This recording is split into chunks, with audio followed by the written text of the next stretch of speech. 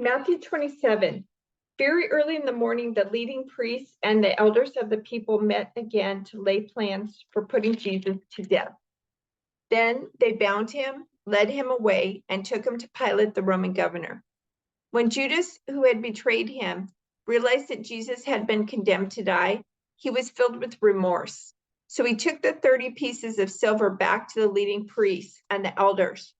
I have sinned, he declared, for I have betrayed an innocent man. What do we care? They retorted. That's your problem. Then Judas threw the silver coins down in the temple and went out and hanged himself. The leading priests picked up the coins.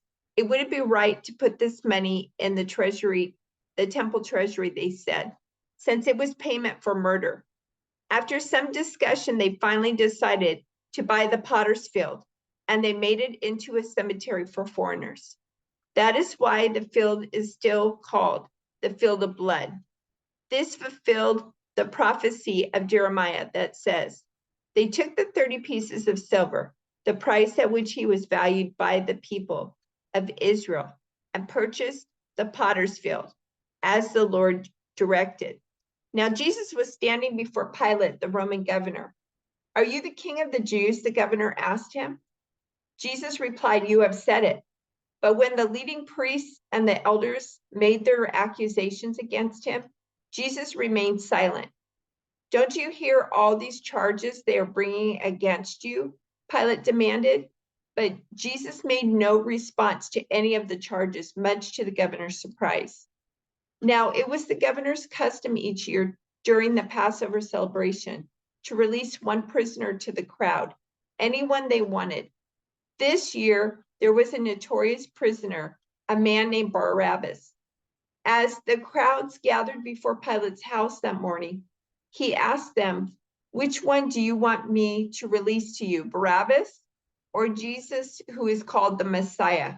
He knew very well that the religious leaders had arrested Jesus out of envy. Just then, as Pilate was sitting on the judgment seat, his wife sent him this message. Leave that innocent man alone. I have suffered through a terrible nightmare about him last night. Meanwhile, the leading priests and the elders persuaded the crowd to ask for Barabbas to be released and for Jesus to be put to death. So the governor asked again, which of these two do you want me to release to you? The crowd shouted back, Barabbas. Pilate responded, then what should I do with Jesus, who is called the Messiah? They shouted back, crucify him. Why? Pilate demanded. What crime has he committed? But the mob roared even louder, crucify him. Pilate saw that he wasn't getting anywhere and that a riot was developing. So he sent for a bowl of water and washed his hands before the crowd, saying, I am innocent of this man's blood. The responsibility is yours. And all the people yelled back, we will take the responsibility for his death, we and our children. So Pilate released Barabbas to them. He ordered Jesus flogged with a lead-tipped whip, then turned him over to the Roman soldiers to be crucified. Some of the governor's soldiers took Jesus into their headquarters and called out the entire regiment. They stripped him and put a scarlet robe on him. They wove thorn branches into a crown and put it on his head. And they placed a reed stick in his right hand as a scepter. Then they knelt before him in mockery and taunted, Hail, King of the Jews. And they spit on him and grabbed the stick and struck him on the head with it. When they were finally tired of mocking him, they took off the robe and put his own clothes on him again. Then they led him away to be crucified. Along the way, they came across a man named Simon, who was from Cyrene, and the soldiers forced him to carry Jesus' cross. And they went out to a place called Golgotha, which means place of the skull. The soldiers gave Jesus wine mixed with bitter gall, but when he had tasted it, he refused to drink it. After they had nailed him to the cross, the soldiers gambled for his clothes by throwing dice. Then they sat around and kept guard as he hung there. A sign was fastened above Jesus' head announcing the charge against him. It read, "This is Jesus, the King of the Jews." 2 revolutionaries were crucified with him, one on his right and one on his left. The people passing by shouted abuse, shaking their heads in mockery. "Look at you now," they yelled at him. "You said you were going to destroy the temple and rebuild it in 3 days. Well, then, if you are the Son of God, save yourself and come down from the cross."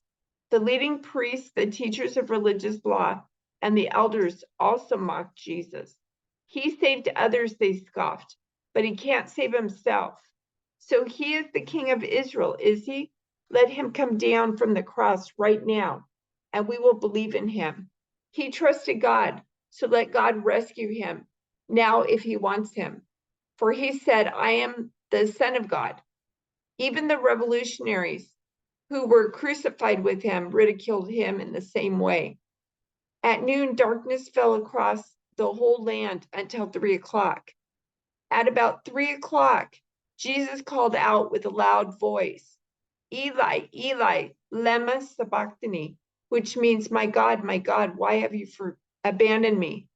Some of the bystanders misunderstood and thought he was calling for the prophet Elijah.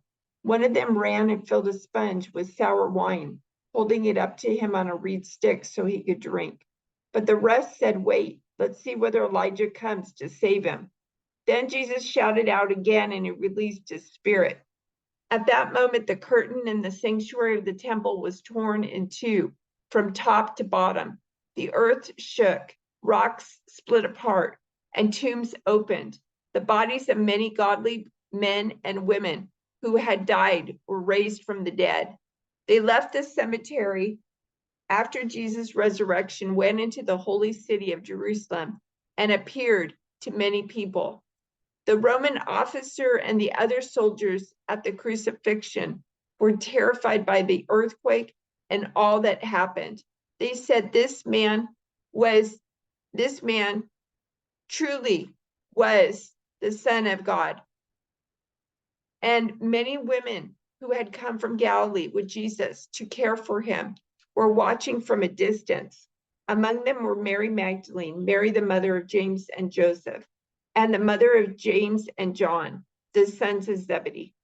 As evening approached, Joseph, a rich man from Arimathea, who had become a follower of Jesus, went to Pilate and asked for Jesus' body. And Pilate issued an order to release it to him. Joseph took the body and wrapped it in a long sheet of clean linen cloth. He placed it in his own new tomb, which had been carved out of the rock. Then he rolled a great stone across the entrance and left. Both Mary Magdalene and the other Mary were sitting across from the tomb watching. The next day, on the Sabbath, the leading priests and Pharisees went to see Pilate. They told him, "Sir, we remember what that deceiver once said while he was still alive.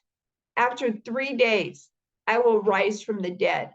So we request that you seal the tomb until the 3rd day. This will prevent his disciples from coming and stealing his body and then telling everyone he was raised from the dead. If that happens, we'll be worse off than we were at first." Pilate replied, "Take guards and secure it the best you can." So they sealed the tomb and posted guards to protect it.